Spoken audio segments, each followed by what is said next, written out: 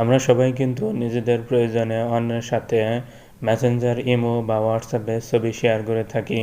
আমাদের শেয়ারকৃত সেই ছবি চ্যাট লিস্টে থাকে এবং চ্যাট লিস্ট থেকে সেটা ডাউনলোড করলে ফাইল ম্যানেজারে চলে যায়। আর হতে পারে এইসব ছবি আপনার খুব পার্সোনাল ছবি এবং এই ছবি যদি অন্য কেউ দেখে ফেলে তাহলে লজ্জার কারণ হতে পারে। আর বর্তমানে যে হারে ফেসবুক, মেসেঞ্জার, ইমো হ্যাক হচ্ছে তাতে আপনার শেয়ারকৃত সেই ছবি অন্য কেউ দেখে ফেলতে পারে। আজকের ভিডিওতে আমি আপনাদেরকে দেখাবো আপনার শেয়ারকৃত সেই ছবি আপনি এবং যার কাছে সেন্ড করেছেন সে ছাড়া অন্য কেউ দেখতে পারবে না। তার আগে একটু বলে নিচ্ছি, আমার এই ইউটিউব চ্যানেলে আপনি পাবেন এই ভিডিওর মতো আরও অনেক টিউটোরিয়াল এবং টেক রিলেটেড বিভিন্ন রকম টিপস অ্যান্ড ট্রিক্স। সো আপনি যদি আমার চ্যানেলে নতুন হয়ে থাকেন তাহলে অবশ্যই আমার চ্যানেলটি সাবস্ক্রাইব করবেন এবং বেল আইকনে ক্লিক করে দিবেন যাতে সবার আগে আপনার কাছে নতুন ভিডিও পৌঁছায়।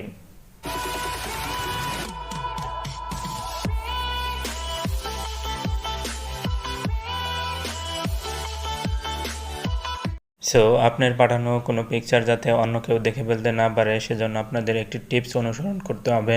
আর এজন্য আপনাদের স্মার্টফোনে একটি অ্যাপস ডাউনলোড করতে হবে। আর এই অ্যাপসটা পাবেন আপনারা গুগল প্লে স্টোরিতে। গুগল প্লে স্টোরিতে ট্যাপ করার পর এরকম ইন্টারফেস আসবে। এখানে সার্চ অপশনে আপনারা সার্চ করবেন IMG2PDF লিখে সার্চ করতে হবে। সার্চ করলে নিচে যে একটা অ্যাপস পাবেন ইমেজ টু পিডিএফ কনভার্টার, এখানে ট্যাপ করবেন। আপনারা এটার পেজটা ভালো করে দেখে নিতে পারবেন, ইমেজ টু পিডিএফ কনভার্টার। তো এটাতে ট্যাপ করবেন, ট্যাপ করে নিচে দেখতে পাবেন এটা 4.5 MB, খুব ছোট একটা অ্যাপস এবং এটা 5 মিলিয়ন প্লাস ডাউনলোড হয়েছে। তো এখান থেকে আপনারা অ্যাপসটা ইনস্টল করে নেবেন। তো বন্ধুরা দেখতে পাচ্ছেন অ্যাপসটা এখানে ইনস্টল কমপ্লিট হয়েছে। এখান থেকে আপনারা ওপেন করতে পারবেন। আমি এটা ব্যাগে চলে আসছি, ব্যাগে চলে এসে হোম পেজে চলে আসলাম এবং এখানে আপনাদের দেখাচ্ছি IMG2PDF অ্যাপসটা এখানে ইনস্টল হয়েছে। তো আমি অ্যাপসটাতে ট্যাপ করলাম। ট্যাপ করলে এরকম ইন্টারফেস আসবে। এটা হচ্ছে অ্যাপসের ফ্রন্ট পেজ এবং সবার নিচে দেখতে পাচ্ছেন প্লাস অপশন আছে, প্লাস অপশনে ক্লিক করবেন। প্লাস অপশনে ক্লিক করলে দুটো অপশন আছে, এখানে প্রথম অপশন হলো গ্যালারি এবং পরেরটা হচ্ছে ক্যামেরা। তো গ্যালারিতে ট্যাপ করলে আপনাকে নিয়ে যাবে সরাসরি গ্যালারিতে এবং ক্যামেরা দিয়ে আপনি ইনস্ট্যান্ট ছবি তুলতে পারবেন। তো আমি এখানে গ্যালারিতে ট্যাপ করলাম। গ্যালারিতে যাওয়ার জন্য একটা পারমিশন চেয়েছে, এটা অ্যালাউ করে দিলাম। এরপর নিয়ে আসছে আমার গ্যালারিতে। এখান থেকে আমি একটা ছবি এখান থেকে সিলেক্ট করব। তো সাপোজ আমি এই ছবিটা সিলেক্ট করলাম, এখানে টিক চিহ্ন চলে আসছে এবং উপরে দেখাচ্ছে ডান অপশন আছে, ডান অপশনে ক্লিক করবেন। ডান অপশনে ক্লিক করার পর দেখতে পাচ্ছেন ছবিটি এখানে চলে আসছে এবং উপরে ডান পাশে পিডিএফ একটা লোগো আছে, সেই পিডিএফ লোগোতে ট্যাপ করবেন।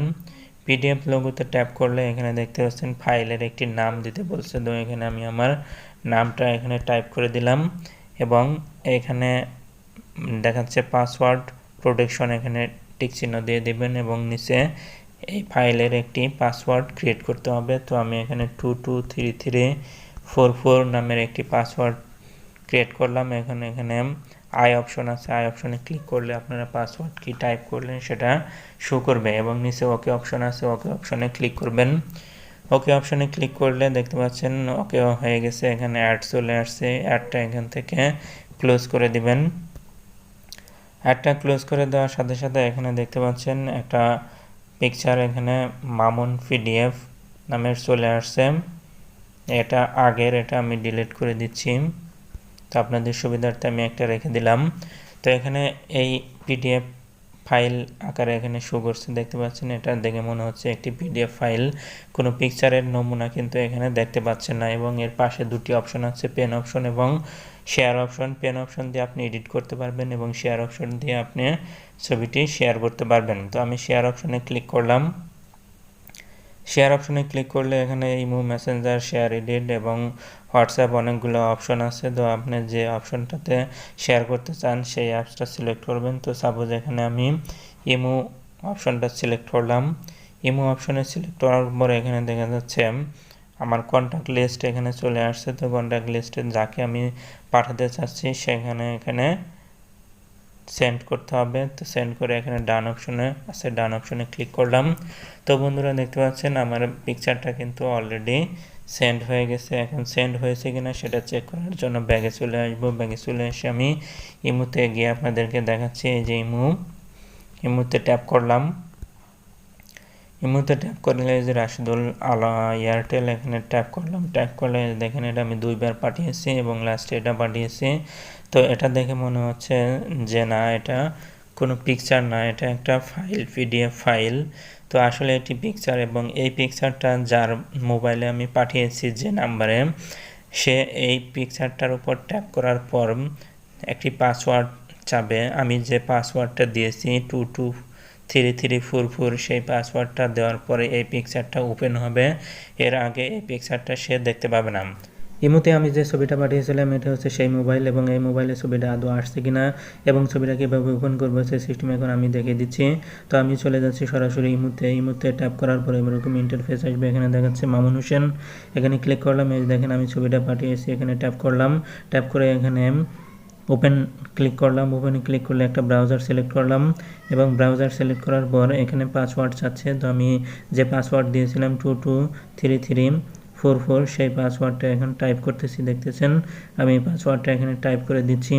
টাইপ করে দেওয়ার পরে এখানে ওপেন করলাম। এই দেখেন এই ছবিটা কিন্তু আমি রাশিদুল এয়ারটেলকে পাঠিয়েছিলাম।